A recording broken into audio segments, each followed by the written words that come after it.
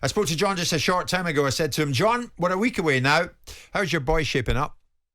He's probably had the best camp he's ever had. The weight's bang on. He's as fit as a fiddle and raring to go. We're focused solely on this fight more so than any other, I think. Because you know what's at stake.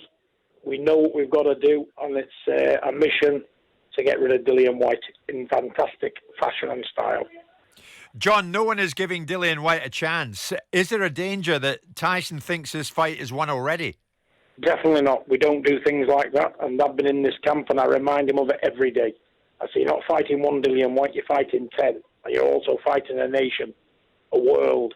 He's probably focused on Dillian Whyte more so than anybody, because I've made that the fact, because I see the bigger picture here.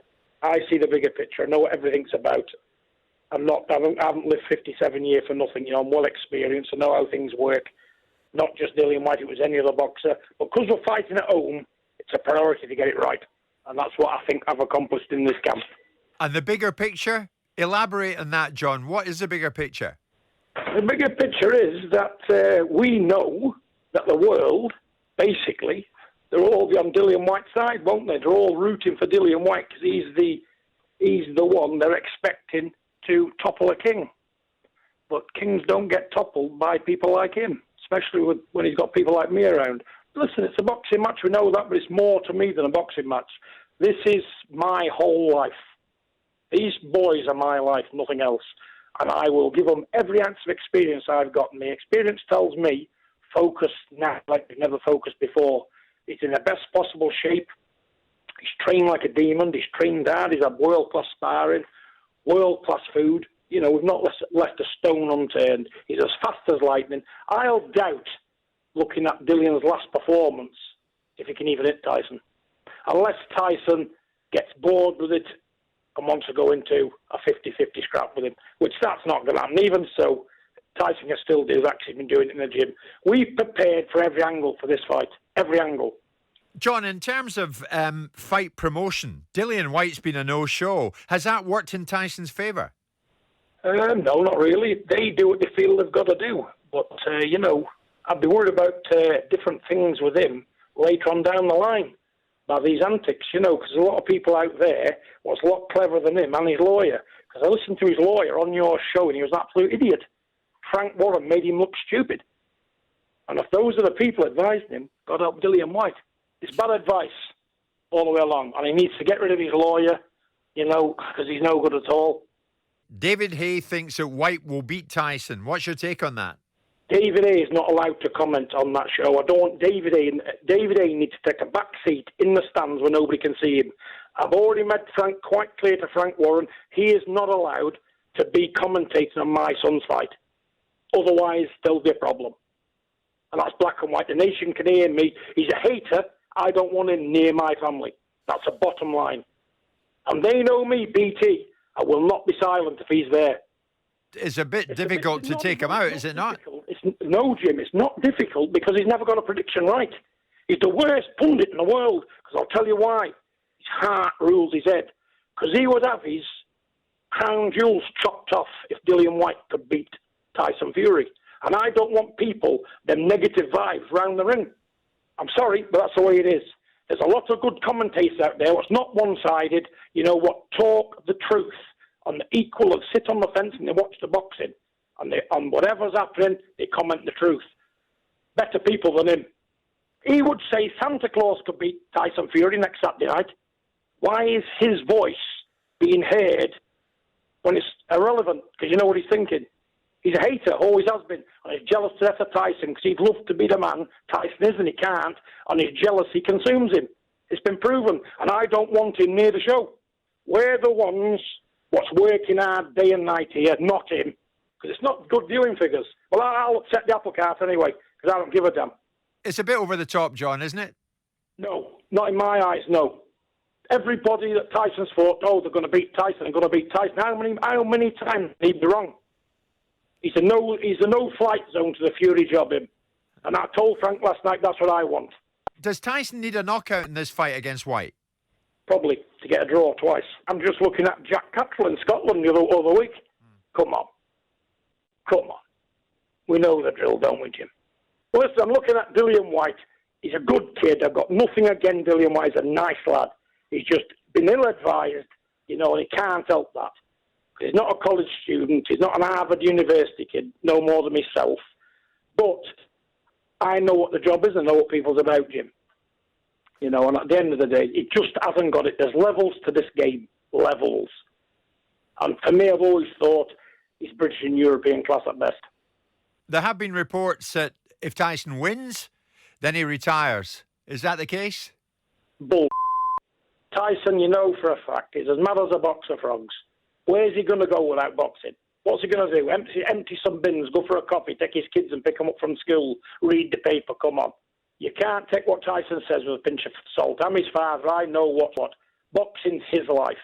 He'll be boxing while he's 40-year-old. He'll sit at home for a few months and think this is it. He'll want the smell of the gyms and the blood, sweat and tears and the taste of the leather again and again and again. It's a bigger addiction than any drug in the world to a fighter. Anybody will tell you that. Look at me. I'm still running, still training now. And I'm not in the class of these boys. And I've been addicted to it since I've been a small boy. What's in your DNA, Jim, you're not going to alter. He's a fighting man. He's at the pinnacle of his job.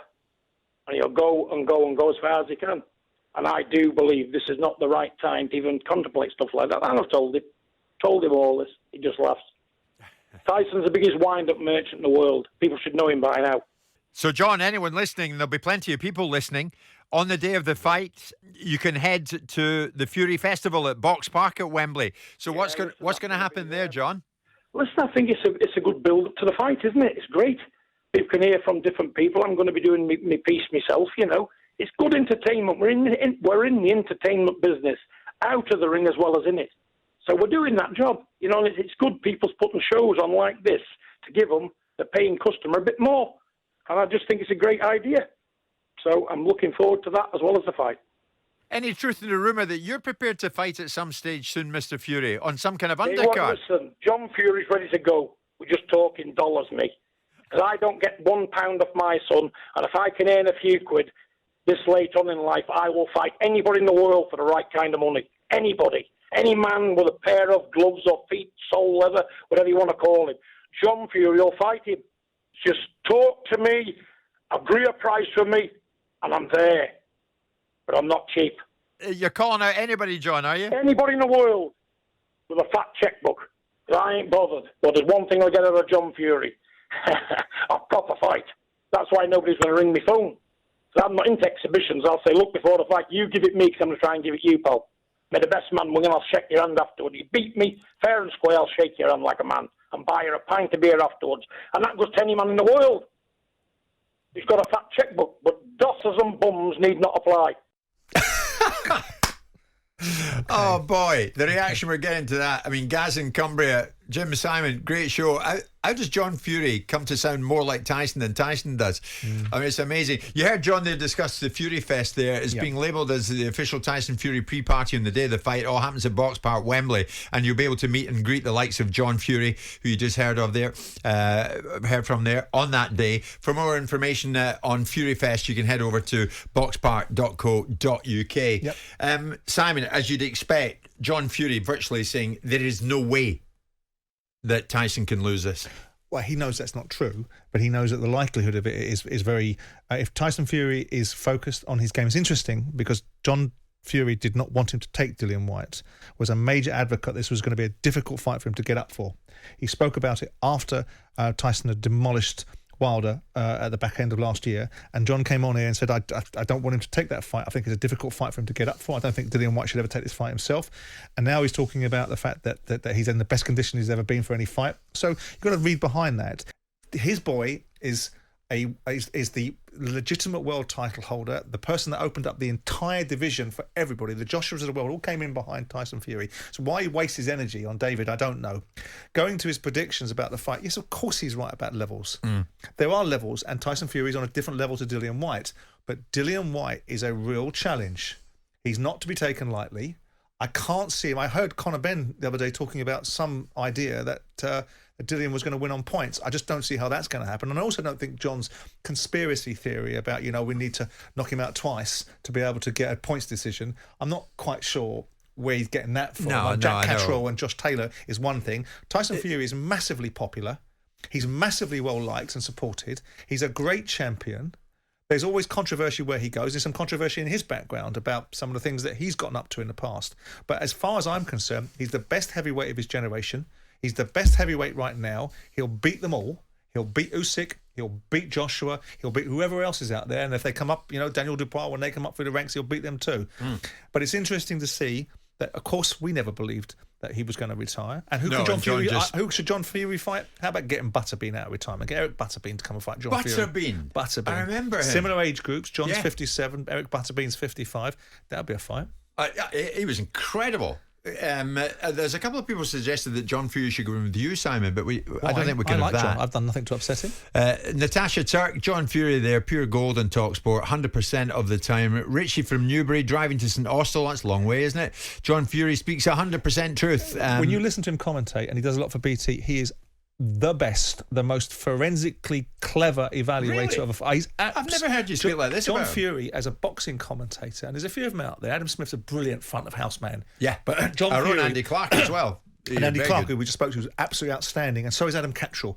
But when you listen to John Fury sitting there talking the way he does, and okay, some of it's Tyson-centric, but he talks about other fights, and he calls it, and it happens in front of you as he's called it. And he doesn't pull any punches, he doesn't sugarcoat it, he doesn't spice it up with language that much people can consume easily. He tells you what you're going to see and how you see it and what it looks like. Don't know why he's so worried about what David Haye says. No. The more David Haye opens it, every time David Haye opens his mouth, he makes himself look silly. Well, a lot of people are saying, I'm looking at the messages that are coming in. Look, if John Fury feels that way about David Haye, Have a what fight about John with him. Fury against David Haye? Why not? Listen, we're over a week away. Do you want to give me an early prediction?